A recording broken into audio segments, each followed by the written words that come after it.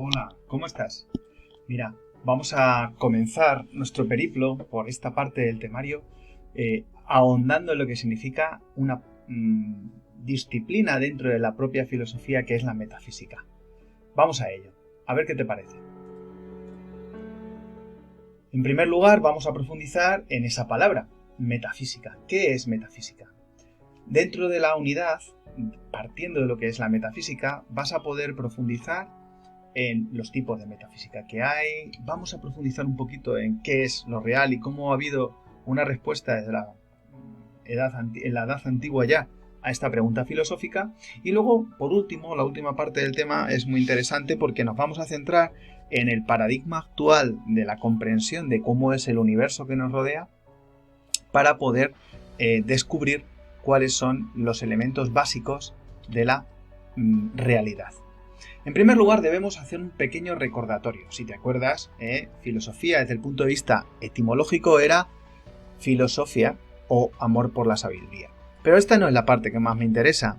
Lo que deberíamos recordar es que la filosofía tiene como dos partes.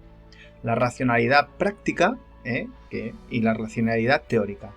En esta parte del temario nos vamos a centrar dentro de la racionalidad teórica, es decir, aquellos elementos y aquella forma que tiene la filosofía de pararse, hacerse preguntas sobre algo. En concreto nos vamos a centrar en la realidad. Esta es la parte que incumbe a la metafísica. También el conocimiento, pero eso lo veremos en otro tema posterior. Y por último, ya veremos más despacio en otro momento y volveremos sobre ello a la ética, que la hemos trabajado, y la política, que es la racionalidad práctica. Entonces, volviendo a la pregunta primigenia y relacionándonos con el tema 1, la racionalidad teórica, es decir, las preguntas que se hace la filosofía acerca de cómo son las cosas y cómo las conocemos, es lo que nos hace y nos lanza de lleno a meternos en la metafísica. ¿Qué es la metafísica? Bueno, pues en primer lugar tenemos que decir que de los primeros filósofos que le empezaron a trabajar, tenemos que hablar de Aristóteles. Pero lo cierto es que para Aristóteles, aunque es el gran metafísico, él no usaba la palabra o la expresión metafísica, sino que hablaba de filosofía primera. Es decir, para él es la ciencia que tiene por objeto el estudio del ser en cuanto ser y de sus atributos. Hay muchas ciencias que se encargan de muchas cosas, ¿no? La física, la naturaleza, ¿no? La biología, de cómo son los seres humanos, los seres vivos. ¿Y de qué se encarga? ¿Hay una ciencia que se encargue precisamente de qué sea el ser, de cómo existe el ser, de por qué existe el cambio y la permanencia? Pues para Aristóteles esta es la metafísica, que, insisto, para él es filosofía primera. ¿De dónde viene entonces el nombre de metafísica? Pues mirad, de una forma muy curiosa, un tal Andrónico de Rodas, ya habiendo muerto Aristóteles y pasando mucho tiempo, intentando colocar los escritos que teníamos y que se conservaba de Aristóteles, colocó, como no sabía muy bien dónde colocar esta filosofía primera, los puso después de los de la física, es decir, de los de la naturaleza. Así que de ahí viene. La palabra es metafísica, en griego es más allá, meta, de la physis, la naturaleza. Nosotros hemos aprovechado esta parte para ahondar.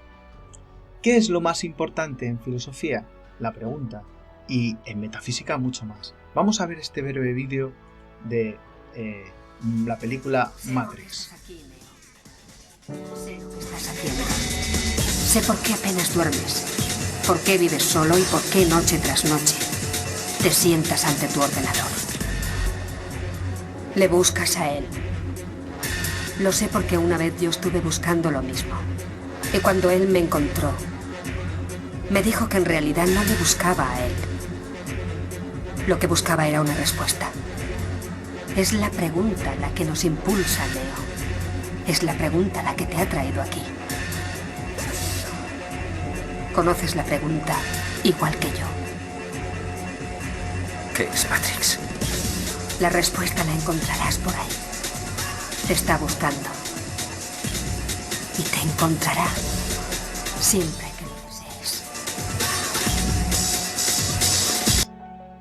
Este breve fragmento de la película Matrix es muy interesante porque nos pone en una tesitura que nos hace pensar bastante, ¿verdad? ¿Qué es lo que mueve al ser humano? La pregunta, ¿no? Entonces, partiendo de que la metafísica está relacionada con la racionalidad teórica, ¿verdad?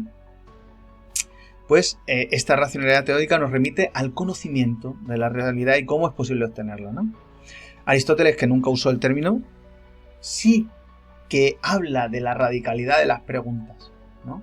Entonces podíamos cerrar esta parte de definición de la metafísica con una expresión, que es la parte de la filosofía que trata de comprender cuál es la naturaleza última de la realidad a través de las preguntas radicales.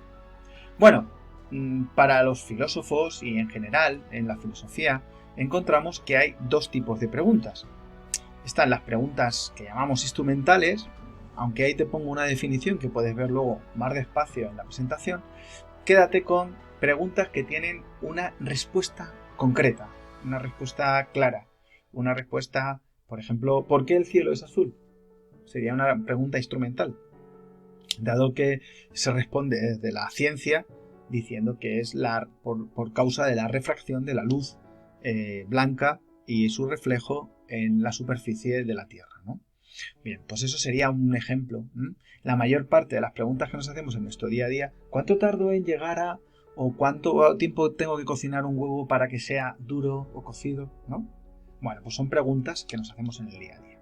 Sin embargo, hay otras preguntas radicales que no pretenden encontrar respuestas concretas para una aplicación práctica, porque realmente podemos vivir, desarrollar nuestro día a día sin dar una respuesta clara a esas preguntas, ¿no? Son preguntas que los filósofos llaman preguntas radicales, preguntas que tienen que ver con nuestra forma de entender la vida al final, ¿vale?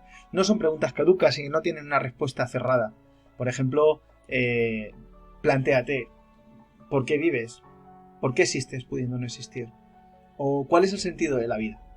Esas son preguntas radicales que de alguna manera nos ponen en la tesitura de buscar y que a lo mejor en un momento determinado de nuestra vida tienen una respuesta, pero que a lo largo de ella se van modificando. Bien, continuamos un poco con el punto 2. Esto nos pone de frente a qué sea la realidad. Y para conocer la realidad tenemos que decir que hay dos tipos de metafísicas. Están las metafísicas llamadas espiritualistas, que explica la realidad desde un ente que está fuera de ella, ¿vale? Por ejemplo, Platón, diciendo que la realidad que existe pues, es el reflejo de un mundo, que hablaremos después y veremos después. O, por ejemplo, Descartes o Hegel, ¿no? Que también nos van a hablar de un mundo ideal y una forma de entender la vida que explica la realidad desde fuera de sí mismo. Te recuerdo, porque Descartes lo hemos trabajado ya, que en él está el predominio de la res cogitans. Si recuerdas, el ser humano era dualista, ¿verdad? Para Descartes tenía una res cogitans, que es la sustancia pensante, que es la preeminente y la que realmente nos permite conocer la vida y la realidad, y la res extensa, que es el cuerpo que nos permite estar en este mundo. Entonces, lo que percibimos por los sentidos podemos ser engañados, pero nunca jamás podremos dudar de que pensamos. ¿Recuerdas esto, verdad? Y otros tipos de metafísicas se llaman metafísicas materialistas, que son aquellas que consideran que la realidad se explica por sí misma, no necesita de nada más extra para explicarlo. Demócrito, la realidad son átomos y vacío. Aristóteles, solo existe un mundo. Y Marx, que es el que te proponemos un poco para recordar, que también lo hemos estudiado, dice que toda la realidad es material, no existe un mundo más allá de este, y además está ahí para que el ser humano, que es el grado máximo de evolución de la materia, que ha ido evolucionando sobre sí misma hasta poder reflexionar sobre ella, pues de alguna manera está para poder transformarla, ¿no?, en la historia. Esta forma de entender la realidad nos va a condicionar. Vamos a ver un poco este pequeño vídeo.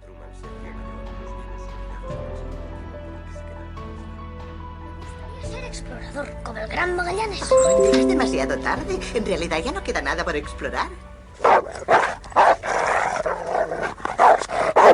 Finalmente se me ocurrió la idea. Vamos a adelantarla un poquito, porque en esta película, te hago un pequeño resumen, lo que ocurre es que hay un personaje que se llama Truman, que desde bien pequeño le van grabando y van haciéndole creer que la realidad es el mundo que han concebido para él. Porque al final hay un momento muy interesante que es lo que te quiero poner. Le hacen una pregunta al director del programa. Dado que se emite 24 horas al día sin interrupciones publicitarias, esos enormes beneficios se generan por el sistema de publicidad encubierta. Así es. Todo está en venta, desde el vestuario de los actores y lo que comen hasta las casas en las que viven. Y por supuesto, todo figura en el catálogo Truman. Nuestras telefonistas les atenderán a cualquier hora. Christoph, una pregunta. En su opinión, ¿por qué cree que Truman nunca ha pensado plantearse la naturaleza del mundo en el que vive hasta ahora? Aceptamos la realidad del mundo tal y como nos la presentan, así de sencillo. Esta es la clave fundamental.